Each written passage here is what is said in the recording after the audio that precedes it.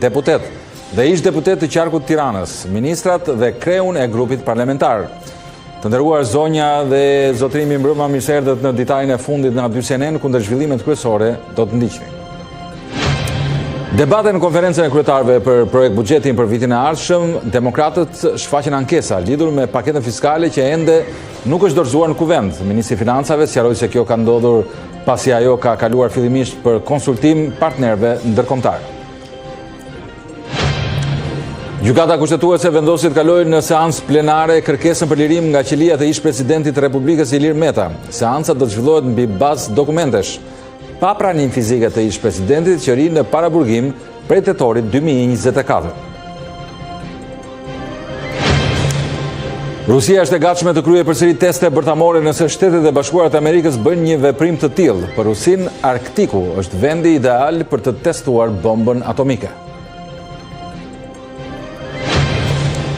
Palestinezët e uritur janë grumbulluar në një pikë të shpërndarjes ushqimore në një përpjekje për të marrë vaktin e radhës. Banorët e zhvendosur të Gazës shprehen se Izraeli nuk lejon kamionët me ndihma të kalojnë në zonë. Ndërkohë Hamasi nuk merr përsipër përgjegjësitë e tij për ndalimin e kamionëve me ndihma.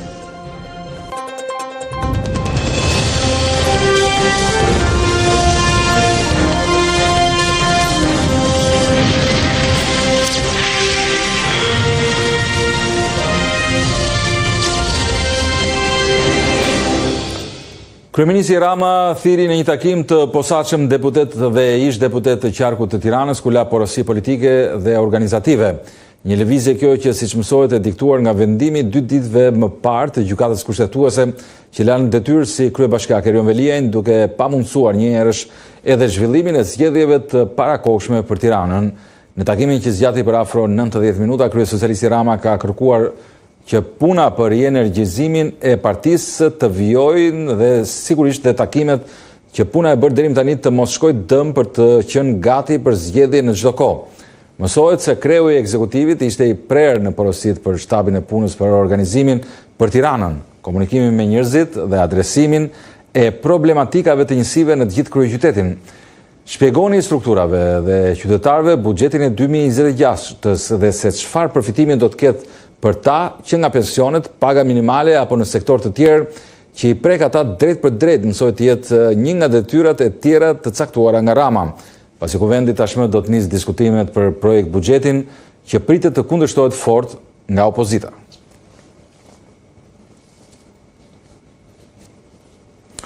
Ambasadori i BE-s në Tiranë dorëzoi kryeministrit Progres raportin e Shqipërisë duke i kërkuar që të respektojë standardet europiane për përmbushjen e reformave, ndërsa vetë Rama e sheh gotën gjysmë plot, shpresë plot që do të jetë në qeveri derisa Shqipëria të antarësohet në BE. Dorëzoi raportin e zgjerimit dhe raportin vjetor për Shqipërinë. Në sëlinë e qeverisë shqiptare, ambasadori i Bashkimit Evropian në Tiranë, Silvio Gonzato, e cilësoi Progres raportin për Shqipërinë si pozitiv. Bashkimi Evropian e pranon që nuk mungon dëshira e Shqipërisë për integrimin, por kërkon që punët të bëhen me ritëm, pa cënuar standardet.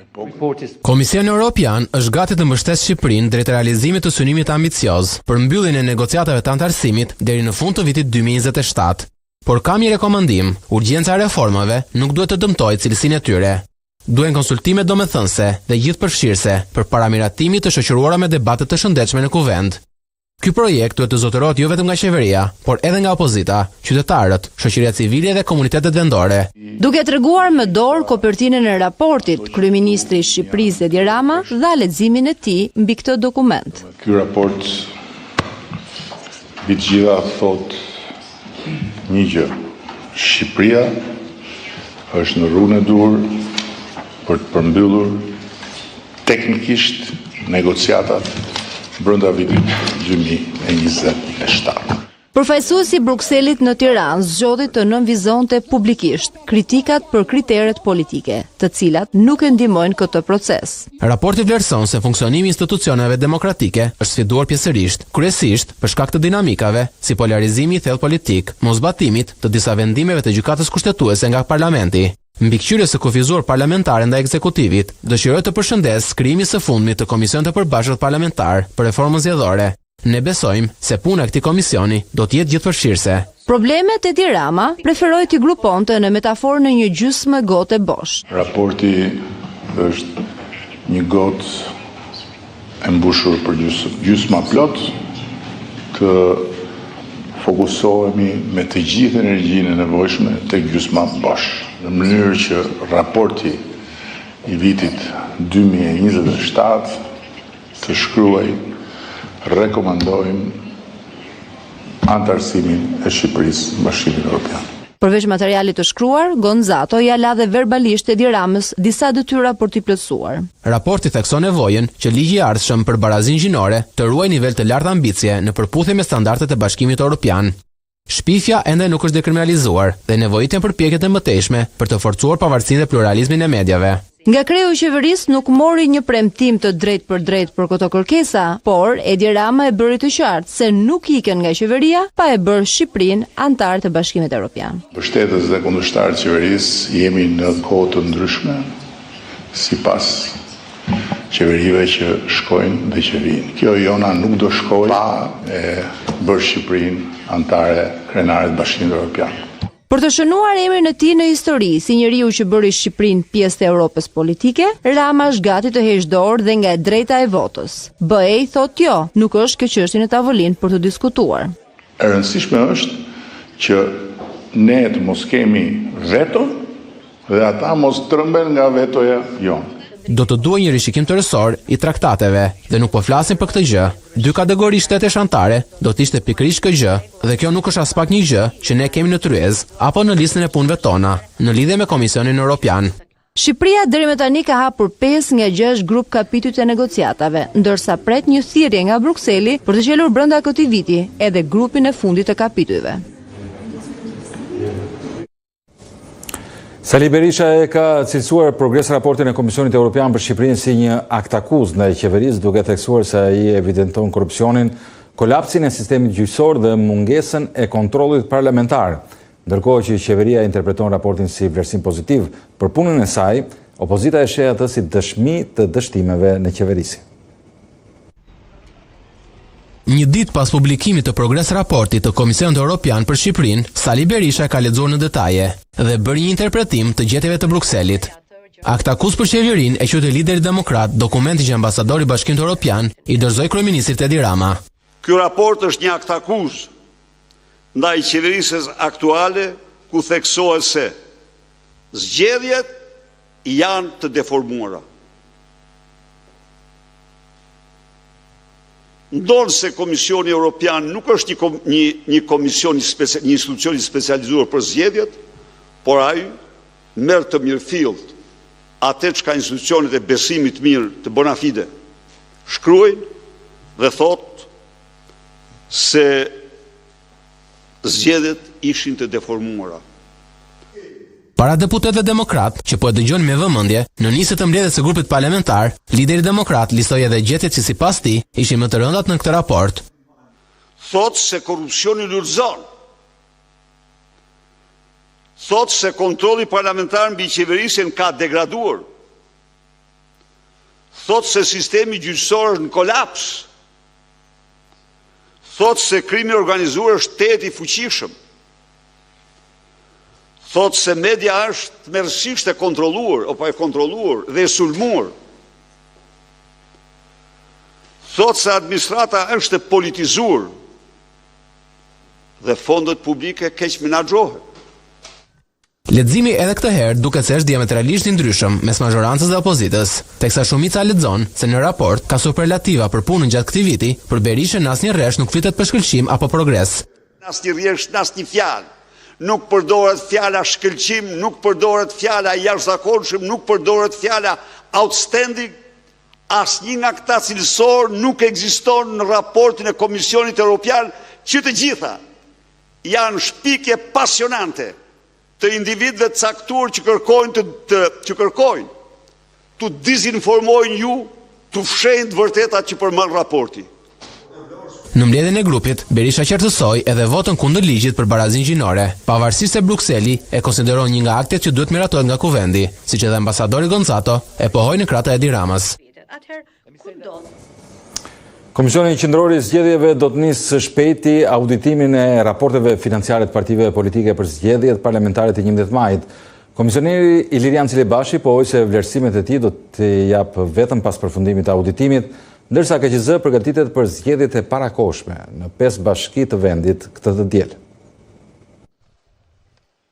Shpenzimet e partive politike për zgjedhjet parlamentare të 11 majit do të jenë objekt auditimi nga Komisioni Qendror i Zgjedhjeve.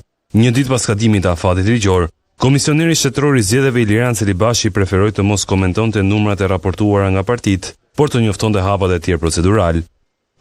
Këto raporte duhet të nënshtrohen një procesi auditimi, verifikimi dhe në përfundim të këtij procesi auditues ne do të prezantojmë rezultatet dhe do të japim dhe gjykimin dhe vlerësimet tona në lidhje me procesin e financimit të subjekteve zgjedhore për zgjedhjet e shkuara të 11 majit. Deklarata e kreut të KQZ-s u bë gjatë testimit të pajisjeve të identifikimit elektronik, që do të përdoren këtë të diel në 5 bashki të vendit, por jo në Tiranë, ku KQZ e ka ndarë mendjen për këtë proces. Besoj që askush nuk mund ta thotë për momentin nëse do të kemi apo nuk do të kemi zgjedhje në Tiranë. Vendimi i gjykatës kushtetuese është i qartë dhe të gjithë janë në detyrim për ta njohur dhe për ta zbatuar atë vendim.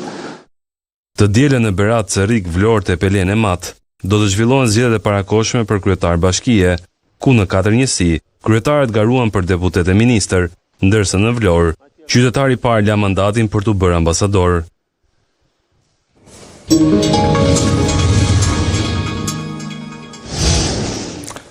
Maratona e diskutimeve për buxhetin e vitit të ardhshëm ka nisur, megjithse do duhet ishte një seancë dëgjimore, mbledhja e konferencës së kryetarëve u kthye në një arenë debatesh. Mollsheri kësaj here mes opozitës dhe mazhorancës u bë mungesa e paketës fiskale që nuk u ishte vënë në dispozicion ligjvënësve.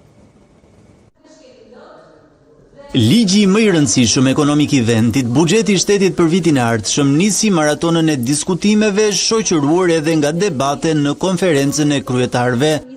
Mollsheri kësaj here mes opozitës dhe mazhorancës u bë mungesa e paketës fiskale, e cila ende nuk ju është vënë në dispozicion ligjvënësve.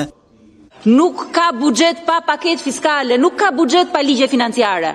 Me demokratët që kërkuan shtyrjen me një javë të shqyrtimit të projekt buxhetit dhe kalendarit për miratimin e tij, gjakrat i qetësoi kryetari i kuvendit Niko Peleshi. Po çdo më thënë kjo që nuk duhet që duhet ndërpresim konferencën e kryetarëve dhe t'i japim dhe t'i marrim dhe një javë kohë son shumë të kufizuar për të miratuar këto akte të rëndësishme deri në fund të vitit. Kështu që ju lutem në mirë kuptimin tuaj të vijojmë me prezantimin nga Ministri i Financave. Me sallën që rigjeti qetësinë, Ministri i Financave tregoi edhe drejtimet kryesore se ku do të shpërndahen parat.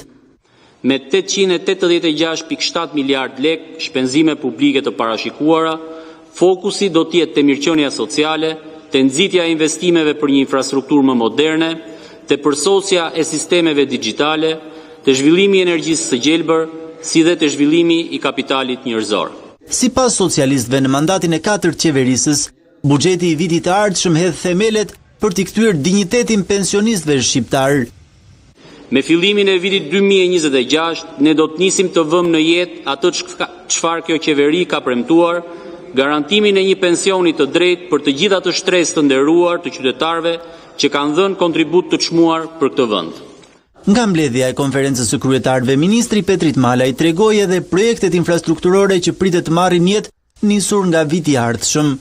Financimin e rrugës Elbasan-Lekaj, zgjerimin e autostradës Tiranë-Durrës dhe Berat-Ballaban, zgjerimi i rrugës Tiranë-Ndrojq-Plepa, zgjerimi i rrugës Elbasan-Qafthan, rehabilitimi i linjës e kurudhore Durrës terminali pasagjerëve dhe ndërtimi i linjës e kurudhore Tiranë-Rinas. Gjithashtu parashikohet edhe rehabilitimi i linjës e kurudhore Vor-Hanihotit. Buxheti për vitin 2026 është plot 887 miliard lek apo rreth 9 miliard euro. Ai është gati 64 miliard lek apo 6.7%, më i madh se buxheti i këtij viti. Ministria e Shëndetësisë dhe Mbrojtjes Sociale është institucioni që do të marrë më shumë para, mbi 82.5 miliard lek ndjekur nga Ministria e Infrastrukturës dhe Energjisë, si dhe arsimi me respektivisht 77.2 dhe 64.8 miliard lek. Skema e re e pensioneve që pritet nisë në muajin janar të vitit 2026 dhe të përfundojë në vitin 2029 duket optimiste për të moshuarit. Të lodhur nga pritja e gjatë për të trajtuar me dinjitet, një pjesë e tyre i druhen moshës për të gëzuar pensionet e reja. Dhe në 2029 minimal nuk jam gjallë dhe atëra. Hapi i pari i rritjes progresive të pensioneve i ka gëzuar pensionistët, por viti 2029 kur do të përfundojë kjo reformë shohin të largët. Pritja e gjatë për të pasur pensione dinjitore i ka zbehur optimizmin, aq sa një pjesë e tyre refuzojnë edhe daljen në pension, duke vijuar punën në sektorin publik dhe atë privat. Tani është mundësia edhe për të punuar. Punoni aktualisht? Po, punoj aktualisht. Çfarë pune bëni?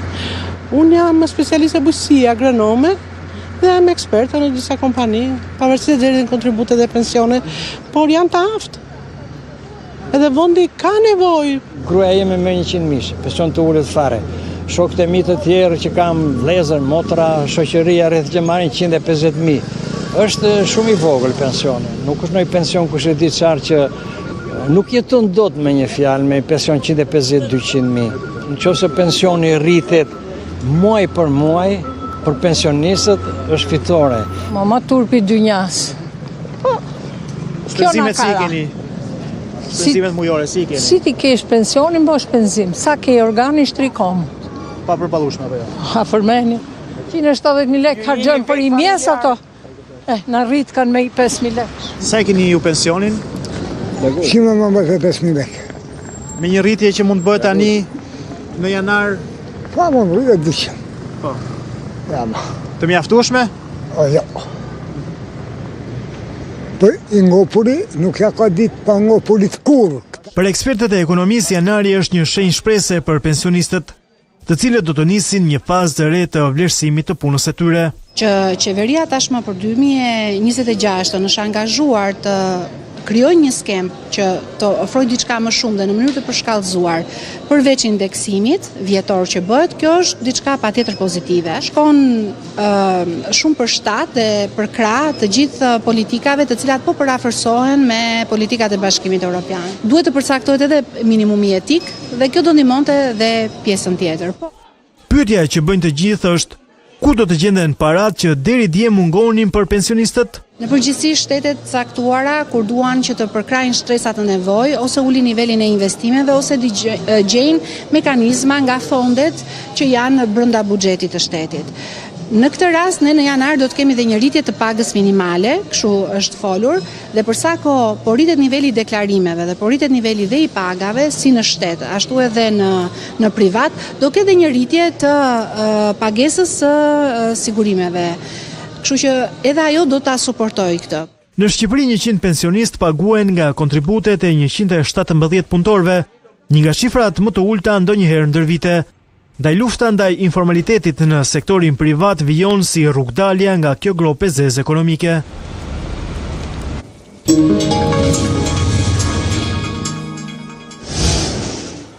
Gjykata kushtetuese vendosi të kalojë në seancë plenare kërkesën për lirim nga qelia të ish-presidentit Republikës Ilir Meta. Seanca do të zhvillohet mbi bazë dokumentesh pa praninë fizike të ish-presidentit, që ri në paraburgim prej tetorit 2024. Mbajtja ose jo në qelitë e paraburgimit të ish-presidentit të Republikës Ilir Meta do të bëhet objekt shqyrtimi i gjykatës kushtetuese. Mbledhja e gjyqtarëve të kësaj gjykate vendosi të mërkurën të kalojë në seancë plenare ankimin e ish-presidentit që vuan mungesën e lirisë prej tetorit të vitit të shkuar. Kërkesa e depozituar nga Meta në kushtetuese ndau më herët në 2-1 kolegjin 3 anëtarësh që bën shqyrtimin paraprak të kërkesave. Kur nuk ka vendimarrje një zëri në këtë kolegj, shqyrtimi paraprak i kërkesës i kalon mbledhjes së gjyqtarëve. Në këtë të fundit, të gjithë anëtarët e kushtetueses me shumicë votash vlerësuan kalimin e çështjes në seancë plenare në bazë dokumentesh. Kjo do të thotë që ndryshe nga sa ndodhi me kryebashkiakun Erion Veliaj, ish-presidenti Meta nuk do të jetë i pranishëm fizikisht në kushtetuese. Në këtë gjykatë, Meta kërkon shfuqizimin e vendimit të tetorit 2024 të gjykatës së posaçme, të nëntorit të njëjtit vit të apelit posaçëm dhe të shkurtit 2025 të gjykatës së lartë, pasi sipas tij janë antikushtetues. Sipas ankimit të bërë, Meta pretendon se me masën e sigurisë arrest në burg të caktuar nga gjykatat e 3 niveleve, i është të cënuar e drejta për liri fizike, për liri të shprehjes, e drejta për të zgjedhur dhe e drejta një procesi të rregullt ligjor.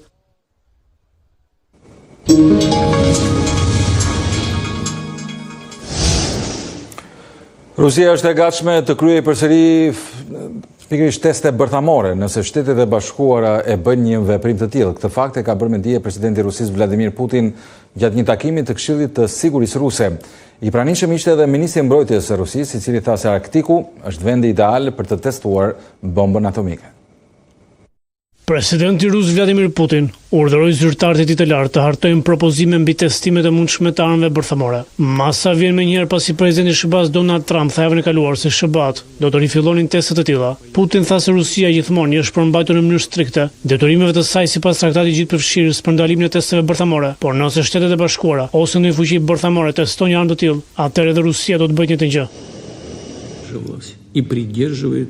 Rusia gjithmonë është përmbajtur në mënyrë strikte detyrimeve të saj, sipas traktatit gjithëpërfshirës të ndalimit të testeve bërthamore dhe ne nuk kemi plane për të tërhequr prej tyre. Në të njëjtën kohë, siç e thash, në fjalimin tim drejtuar Asamblesë Federale në vitin 2023, nëse Shtetet e Bashkuara ose nënshkrues të tjerë të traktatit kryen teste të tilla, Rusia do të detyrohet të marrë masa të përshtatshme reciproke. Po i udhëzoi Ministrisë së Jashtme, Ministrisë së Mbrojtjes, Shërbimeve Speciale dhe Agjencive Civile përkatëse që të bëjnë gjithçka që është e nevojshme për të mbledhur informacione shtesë mbi këtë çështje. Ta analizojnë atë brenda kornizës së Këshillit të Sigurimit dhe të bëjnë propozime të dakorduara mbi fillimin e mundshëm të punës për përgatitjet për testimin e armëve bërthamore. Nga ana e tij, ministri i mbrojtjes rus, Andrei Belousov, i tha Putinit se vërejtjet e veprimet e fundit nga Shtetet e Bashkuara nuk kuptojnë se është e këshillueshme të përgatiten menjëherë për teste bërthamore në shkallë të plotë. Belousov tha se vendi i testimit në Arktik të Rusisë mund të presë teste të tilla me njoftim të shkurtër. Palestinezët e uritur janë grumbulluar në një pikë të shpërndarjes ushqimore në një përpjekje për të marrë vaktin e radhës. Banorët e zhvendosur të Gazës shprehen se Izraeli nuk lejon kamionët me ndihma të kalojnë në zonë. Ndërkohë Hamasi nuk merr përsipër përgjegjësitë e tij për ndalimin e kamionëve me ndihma. Duke se uria do të vijojë më gjatë në këtë zonë të shkatëruar nga lufta më shumë se 2 vjeçare. Palestinezët u mblodhën të mërkurën e 5 nëntorit përpara një kuzhine për të varfrit në zonën Al Mawasi në Khan Younis. Shtëpia shumë personave të zhvendosur, gati një muaj pas pushimit, i cili hyri në fuqi më 10 tetor. Pa kuzhinat për të varfrit këtu, nuk do të kishim ngrënë, tha 55 vjeçari Abdel Maid, një palestinez i zhvendosur nga kampi Al Shati dhe babai 9 fëmijëve. Agjencitë humanitare thanë se shumë pak ndihmë po arrin në Gaza, ndërsa uria vazhdon me afrimin e dimrit dhe tendat e vjetra fillojnë të prishen pas ofensivës shkatruese 2 vjeçare të Izraelit. Armbushimi kishte për qëllim të dërgonte një sër ndihmash në të gjithë enklavën e vogël dhe të mbushur me njerëz ku uria u konfirmua në kusht dhe ku pothuajse 2.3 milion banorët kanë humbur shtëpitë e tyre nga bombardimet izraelite. Megjithatë, vetëm gjysma e sasisë së nevojshme të ushqimit po vjen, sipas programit botëror të ushqimit, ndërsa një grup i agjencisë palestineze tha se vëllimet të përgjithshme të ndihmës ishin midis 1/4 dhe 1/3 së sasisë së pritur. Izraeli thotë se po përmbush detyrimet e tij sipas marrëveshjes së armbushimit, e cila parashikon një mesatare prej 600 kamionësh me furnizime në Gaza çdo ditë. Ai fajson luftëtarët e Hamasit për çdo mungesë ushqimore, duke akuzuar ata se vjedhin ndihma ushqimore përpara se ajo të shpërndahet, gjë që grupi e mohon. Administrata lokale e Gazës, e kontrolluar prekosh nga Hamasi, thotë se shumica e kamionëve ende nuk po arrin në destinacionet e tyre për shkak të kufizimeve izraelite dhe vetëm rreth 145 në ditë po shpërndajnë furnizime. Kryebashkiaku i zgjedhur i New Yorkut, qytetit më të madh dhe ikonik amerikan, Zohran Mamdani, sulmoi sërish presidentin Donald Trump, duke akuzuar se po rrezikon mbijetesën e 2 milion newyorkezëve. Ai gjithashtu garantoi se do t'i mbrojë anëtarët e komunitetit hebre. So Donald Trump, since I know you're watching, turn the volume up. Pasi festoi fitoren, duke u drejtuar presidentit amerikan ta dëgjoj mirë, lëshoi sërish një tjetër mesazh drejtuar Donald Trump. Kryebashkiaku i zgjedhur i qytetit të New Yorkut, Zohran Mamdani, sfidoi hapur, kreu në shtëpisë së bardhë në çështjen që ka ndezur mbar popullatën amerikane për një jetë të përballueshme me çmimet e lira.